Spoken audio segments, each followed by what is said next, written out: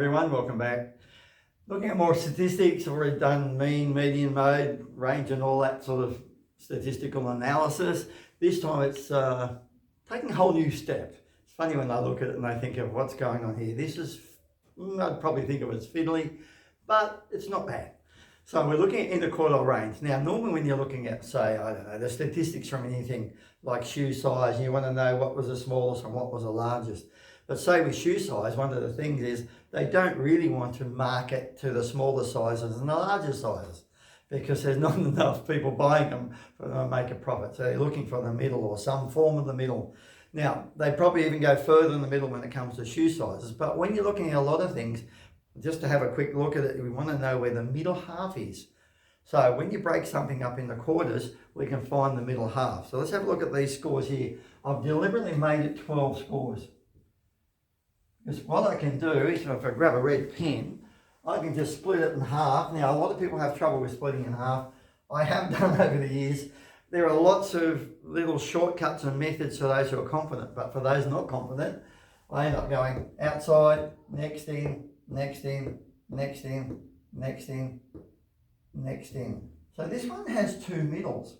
So in other words, if you look at it now, there's 1, 2, 3, 4, 5, 6 on that side. 1, 2, 3, 4, 5, 6 on that side. So I just put a line through there and I try to figure out what that number is. Now, some people will struggle, especially with halves, but that one's maybe fairly obvious. If I had $6 and you had $7, what's halfway between our money? And a lot of people would go, well, it's $6.50. So halfway between $6 and $7 is $6.50. But when we're talking about fractions, we can write that as 6.5. Then we look at the bottom half because we're looking for quarters now. And you go, maybe again, if you need to do this, you go outside, inside, and there's the two middles. Now, in between those two, I can put a line there, and in between 3 and 5, most people are okay. If I had $3 and you had $5, halfway between is 4. There is a method of doing that. The method is 3 plus 5, which is 8, and then divide by 2, and you get the 4. 6 plus 7, I'll go over here for a moment. 6 plus 7, I don't remember how much people struggle with fractions. 6 plus 7 and divide it by 2. Watch out in your calculator. If you go 6 plus 7 divided by 2, the calculator is going to say, because of BIMDAS, it's going to say do the divide first and get the wrong answer. So watch out for that. Some people will use a fraction button on their calculator, often written in that way like that, or other forms. And if you type it into that form, especially on a ClassPad calculator, it'll automatically take into account that you want to add up the 7 and the 6 and the 7 first. Often I'm a bit lazy with it. I'll just go 6 plus 7, press equals. So that totals the top. And then I'll just go divide by 2. Bit weird when I write it that way. Just 6 plus the 7, press it equals and divide by 2. I have seen year 12s at fairly high level get it wrong and not realise they were wrong. Maybe it was pressure, exams, whatever's going on. Let's have a look back what's going on to the top half then. So there's the outside, inside, and there's two middles. And I deliberately made that a little bit further apart so people have to think what's halfway between 10 and 14. I still think though, most people, if I say I've got $10 and you've got $14, what's halfway between them? Most people will sit there and go, oh, 11, 12, 13. I'm going to figure out that it's going to be 12. Of course, you could go 10 plus 14 divided by 2. So if you want to do it by hand, you're not allowed a calculator. That's 24 on 2. And the nice part is most people are comfortable dividing by 2. Harder when they divide by 3, but most people are okay with that. You'll end up with 12. So what we've ended up with, we have, I'm going to circle that one and write 17. And I'm going to circle that one and write 2. And now we've got 5 numbers. Let's have a look at what the numbers are. We've got the smallest, we've got the biggest, I'm not going to talk maths.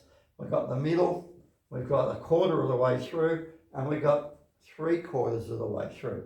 So it's really nice because we split that up into 4 lots of 3. Now there are names for these numbers, and some people will call them Q0, Q1. I'm going to mention a couple of them depending on who your teacher is, what country you're in. I've been seeing there's people watching my videos from Nepal and Vietnam and of course India, and think about what's their system or what are they going to work on. Now, a lot of people will talk about the middle one, and the word for middle, just normal everyday statistics, as median. Some people will talk about the smallest as a min or a minimum, and the largest as a max. Now, here's the tricky ones. These muck people up.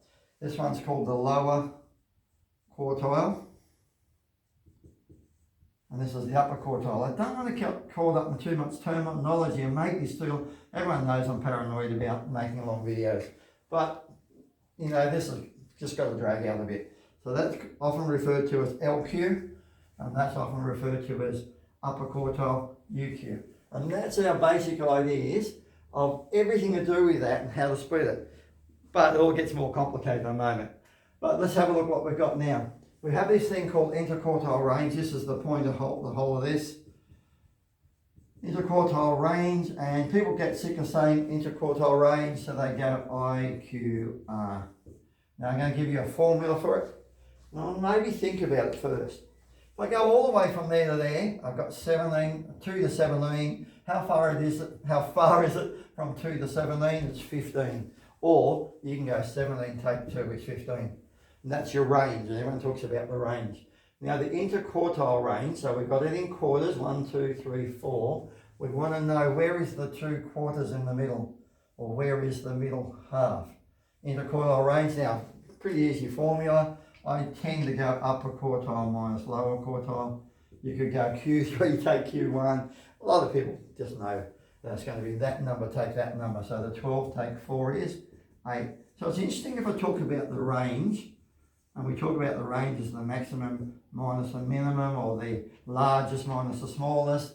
17 take 2 is 15. So the 15 is the full from the top to bottom, whereas this one is the middle half, and that's called the interquartile range. Now I could say now, video's done, we're finished, and go on to the next thing. But this was nice, and I started on purpose with 12 scores. Because if I divide 12 by 4, I end up with 3, 3, 3, and 3. Really obvious. So what happens if it's not 12? So I'm going to change this now. I'll rub it off, and I'm going to remove the largest number, which will turn it back into 11 scores. So here we go with 11 scores. Bit tricky, and you think, why do people do what they did? I hopefully it makes sense after I go through this. So I'm going to do the outside, next one in, next one in, next one in. So I'm in by 4 now. I'm going to there, and there's the middle. So this time there's the middle. So that one is the median. So 6 is the median, which is also called Q2. Now what happens? Really, most people will just cross out the 6 and say, we're not going to count that. And then you got 5 scores on the left, and you got 5 scores on the right. Sorry, I'm almost laughing. I've taught this so many times, I still laugh about it, about what they have done to figure it out. Now, on the left, you've now got 5 scores. You go outside, inside, there's the middle. So that one there is the lower quartile, Q1. This one here, 5 scores, 1, 2, 3, there we're going, 1, 2, we're back to the 10. That one's called the upper quartile, or Q3. So what do we get for the upper quartile minus the lower quartile? We've got 10 minus 3, which is 7, and that's your interquartile range. Now, can you imagine the possibilities if I start going 10 or 13 scores? You're still going to start with the outside. So here's a rule. So we want a rule. I would say most people start with the outsides. Outsides, does that make sense? Start with the outsides and then find the middle. Now, the interesting part, if there's one middle, you cross it out. If there's 2 middles, you find halfway between them. But I just don't want the video to become so long. So ready? We start with the outsides and we find the middle. Then we get the middle of the bottom half. So start with the outsides, find the middle of the bottom half, we find the middle of the top half. Oh, this is getting too long. Of the top half. And then you subtract those 2 answers. So the middle of the bottom half, the lower quartile, the middle of the top half, the upper quartile, and then subtract them. And that gives you the range of the middle of all the data. Oh my goodness, I could keep going and make more, but it's just too long. Thanks for watching. I hope you found it helpful, and I'll see you in the future.